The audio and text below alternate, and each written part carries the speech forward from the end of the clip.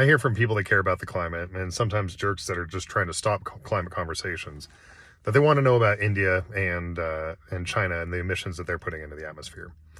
So they're part of the story. Let's talk about it. China consumes about twice as much energy as the United States, and as a result has about twice as much in the way of carbon emissions.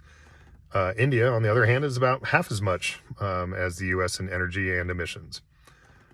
It's worth noting a few things, though, to give it some more context. One, both countries have about 4 times the population of the United States, which that means on a per-person basis, the U.S. is double that of China.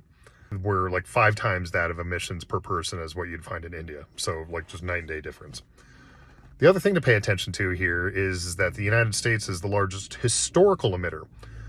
So the total amount of emissions that have been put into the atmosphere, the U.S. is leading on that. And that's not a category we want to be winning. So room for improvement. It's also worth pointing out that you don't have to have this direct correlation between quality of life and energy consumption, as people often expect. The example here is Europe. Europe's been really leading in decarbonization. And so as a result, Germans now have a lower per capita emissions rate than what you find in China. And Germans have some of the best quality of life in the world. And this is very similar to other places in Europe.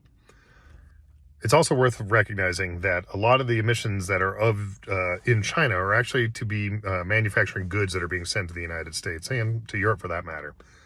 And so even though it counts on China's books as far as emissions go, like we kind of own a little bit of it here in the US. A lot of nuance kind of in that conversation. Here's the short version. Think globally, act locally. Do what you can to reduce your consumption. Don't waste things as best you can.